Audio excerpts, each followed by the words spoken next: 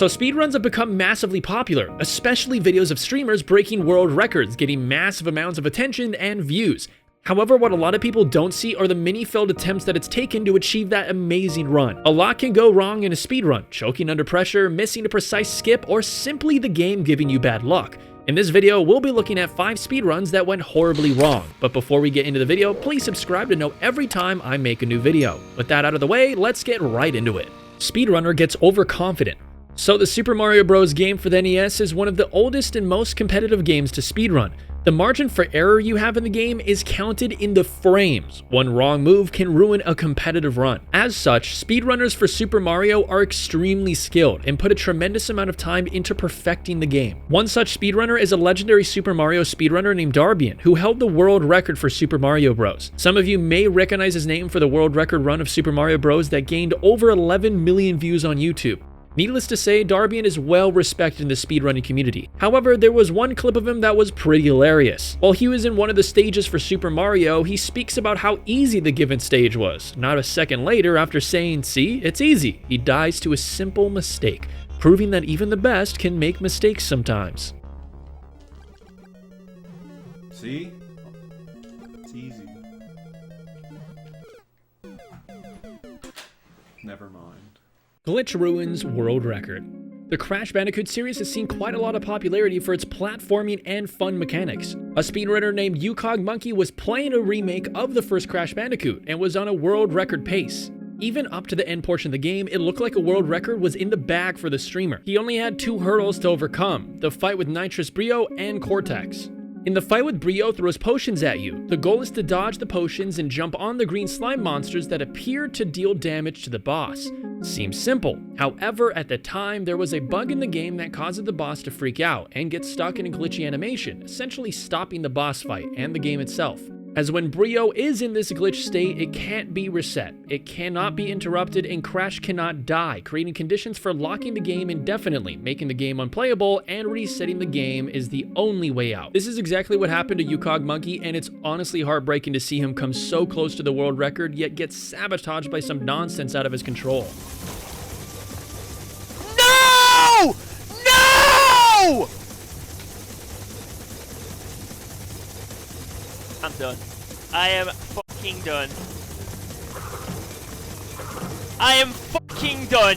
Speedrun ruined in seconds. If you can remember the Getting Over It game, it was pretty popular a few years back with streamers and YouTubers challenging themselves on this unforgiving game. The gameplay is simple. You control a man in a pot climbing up a vertical map using a hammer to latch onto objects. The challenge comes in overcoming the game's physics, as using the hammer to propel your character upwards is a lot harder than how it looks. There are no checkpoints, so if you fall down and misplace your character, it's quite easy for you to drop all the way back to the start of the game, forcing you to start all over all again. One streamer named Dickhiskin was practicing speedrunning the game and was an hour and 52 minutes into the game, almost near to the end of the game, almost reaching to the mountain peak, when unfortunately he misses the mountain with his hammer and tries desperately to save himself and stick it to the mountain. However, gravity's momentum takes its hold and he free falls all the way back to the start of the game. Although this was by no means a competitive speedrun attempt at getting over it, it's still a lot of effort that this player put into the game that unfortunately got flipped upside down due to a tiny slip up that sent him all the way back in seconds.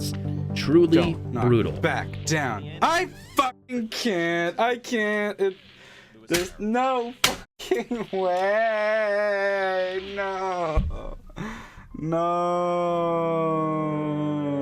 Unluckiest man alive. So Final Fantasy VII for the PS1 is one of the most popular and beloved RPGs ever made. The game had an excellent reception since launch, and many people find enjoyment in playing the game today. However, to speedrun a long RPG such as Final Fantasy VII requires a tremendous amount of dedication, as even the 80% world record stands at a little under an hour. So committing to speedrunning this game is basically an entire day. It doesn't help that the run is quite competitive, and getting a decent time requires a lot of skill, game knowledge, and to be frank, luck. In this case, a speedrunner named Dave Stereo had some of the worst possible luck. An interesting mechanic in Final Fantasy VII is something called Lucky Sevens. This is an Easter egg that happens when a character's health reaches 7,777 health.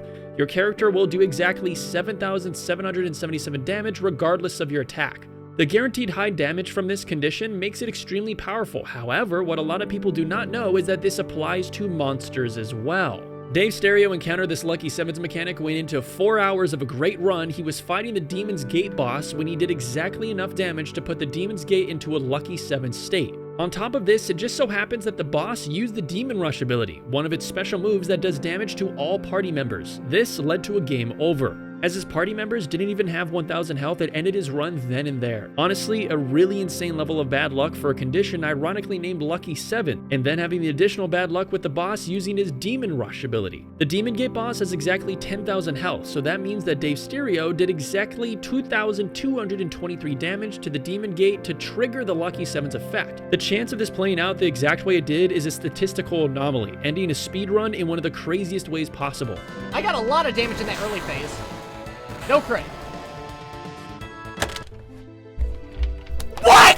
Speedrunner can't beat the game. So one of the earliest famous speedrunners that made it big back in the day was a Super Mario speedrunner named Andrew G. This man held the world record for the first Mario game and was one of the most dominant and respected players that pioneered speedrunning as it is today. On December 15, 2011, he became the first person to ever beat Super Mario in under 5 minutes, which was a huge landmark at the time, and 10 years later, only 5 seconds have been shaved off of the record by a variety of the new Super Mario speedrunners. At one event at the Nintendo's World Store, Andrew G would speedrun Super Mario in front of a crowd, and amongst that crowd was Shigeru Miyamoto, the inventor of Mario. Needless to say, that pressure was on. Not only to impress a live crowd, but to play in front of a legend of gaming like Miyamoto was a huge moment. However, things did not go well for Andrew G. He made many mistakes that he wouldn't normally make, like struggling to get past obstacles and platforms he couldn't even manage to beat the game.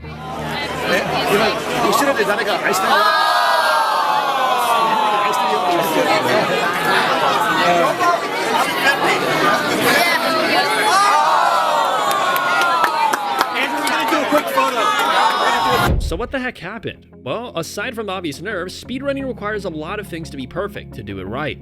In the case of Andrew G, he was playing using a Wiimote, not an NES controller he used to grind the game out in his home. That, in combination with the input lag associated with playing Mario through an emulator on the Wii, led to him underperforming and making mistakes he wouldn't normally make. With movement and tricks in Super Mario being so frame precise and difficult to execute, it's extremely hard to pull off a decent speedrun unless everything is right. With a game like Super Mario, a lot of the mechanical skill you gain comes from hours of practice and muscle memory, so changing the controller and input lag has massive ramifications. I honestly feel bad for Andrew G in this video, as he is not playing well and it's not even his fault. You can practically feel the anxiety Andrew had through the screen. It's a shame he couldn't play in front of Miyamoto with the right controller and setup, and then he could truly have demonstrated his skill. Thanks for watching this Any% video. Please like and subscribe to support the channel. See ya.